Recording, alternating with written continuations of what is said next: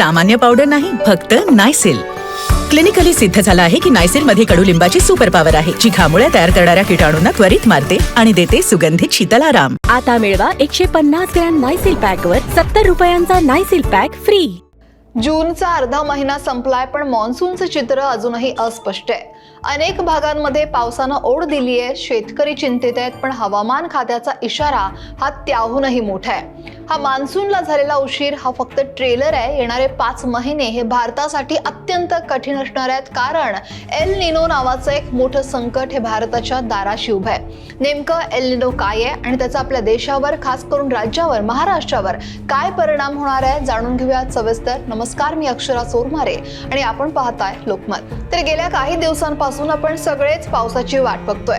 काहीसा उशिरानं केरळमध्ये दाखल झालेला हा मान्सून सध्या महाराष्ट्रावरील वेशीवर येऊन अडखळलेला पाहायला मिळतोय. जून महिना सुरू झालाय, पण तरी अनेक भागांमध्ये अजूनही पाहावा तसा किंवा यावा तसा हा जोरदार पाऊस हा झालेलाच नाहीये. पेरण्या खोळंबल्यात, पिण्याच्या पाण्याची चिंता सुद्धा वाढू लागली आहे. महाराष्ट्र, कर्नाटक, केरळ आणि अनेक राज्यांमध्ये मान्सूननं अपेक्षित वेग हा घेतलेला नाहीये. हवामान खात्यानं दिलेल्या माहितीनुसार खरं तर यंदा मान्सूनचं आगमन तर झालंय, पण त्याचा प्रवास संथ आणि त्यामुळे अनेक ठिकाणी पेरण्या लांबल्यात. शेतकरी वर्गात चिंतेचं वातावरण सुद्धा पाहायला मिळतंय.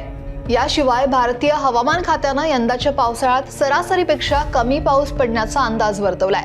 तसंच सरासरी 90 ते 92% पाऊसच पडेल अशी शक्यताही भारतीय हवामान खात्याकडून वर्तवण्यात आली आहे. त्यामुळं देशातील अनेक भागात दुष्काळी परिस्थिती निर्माण होऊ शकते.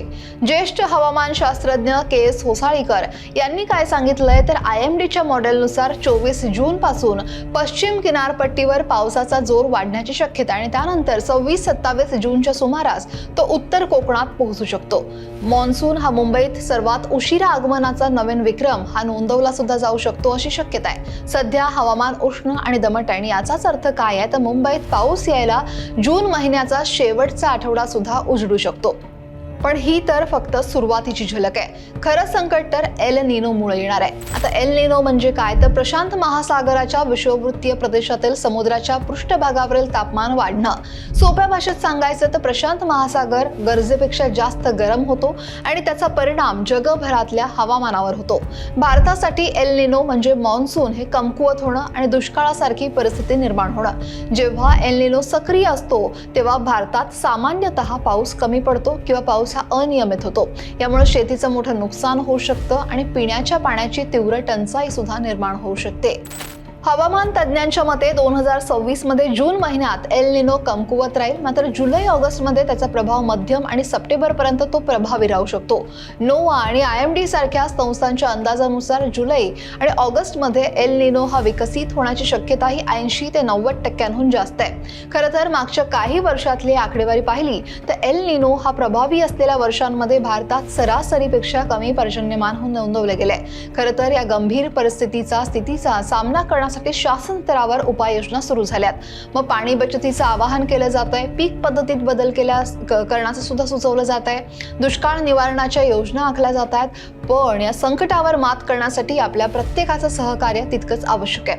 त्यामुळे पाणी जपून वापरणं असेल, उपलब्ध साधन संपत्तीचा योग्य वापर करणं असेल आणि हवामान बदलाविषयी जागरूक राहणं ही आता काळाची गरज आहे. पुढचे काही महिने आपल्याला सतर्क राहून परिस्थितीशी जुळवून घ्यावं लागणार आहे. सोबतच हवामान तज्ज्ञांच्या अंदाजानुसार यंदा एल निनोचा प्रभाव हा अधिक तीव्र असणार आहे आणि त्यामुळेच पुढचे 5 महिने म्हणजेच मान्सूनचा उर्वरित काळ हा आणि त्यानंतरचा काळ हा भारतासाठी खरं तर आव्हानात्मक असणार आहे. यामुळे शेतीवर परिणाम होईल. कमी पावसामुळे खरीप पिकांचं मोठं नुकसान होऊ शकतं. धान्य, कडधान्य, तेलबिया यांसारख्या प्रमुख पिकांना फटका बसण्याची सुद्धा शक्यता आहे आणि याचा थेट परिणाम हा शेतकऱ्यांच्या उत्पन्नावर होऊ शकतो. पाणी टंचाई, पिण्याचं पाणी आणि शेतीसाठी लागणारं पाणी या दोन्हींमध्ये घट होऊ शकते. अनेक धरणांमध्ये पाण्याची पातळी खालावू शकते, ज्यामुळे ग्रामीण आणि शहरी दोनही भागांना पाणी टंचाईचा सामना हा करावा लागू शकतो. यानंतर महत्त्वाचं काय म्हणजे या सगळ्यामुळे अर्थव्यवस्थेवर होणारा परिणाम. कृषी क्षेत्रावर अवलंबून असलेल्या आपल्या अर्थव्यवस्थेला याचा मोठा धक्का बसू शकतो. अन्नधान्याचं उत्पादन घटल्यास महागाई वाढू शकते आणि ज्यामुळे सर्वसामान्यांच्या खिशाला झळ बसेल. त्यानंतर आरोग्याच्या समस्या उद्भवू शकतात, कारण पाणी टंचाई आणि उष्णतेमुळे आरोग्याच्या अनेक समस्यांचा सामना हा आपल्या सगळ्यांना करू शकतो. मात्र असं जर एकूण बघितलं तर एल निनोचा पूर्ण प्रभाव हा अजून दिसून आलेला नाहीये, कारण सध्या एल निनो हा विकसित होतोय आणि त्याचा खरा प्रभाव हा मान्सून पूर्णपणे सक्रिय असतो त्या जुलै आणि सप्टेंबर दरम्यान दिसून येणार आहे. या काळात एल निनो हा मजबूत झाला तर ऑगस्ट आणि सप्टेंबरमध्ये पाऊस आणखी कमी पडू शकतो आणि त्यामुळं पाण्याओठांमधला पाण्याचा साठा हा कमी होईल आणि तसंच नद्या आटतील आणि पाण्याची पातळी सुद्धा खाली गेल्यानं समस्या वाढतील.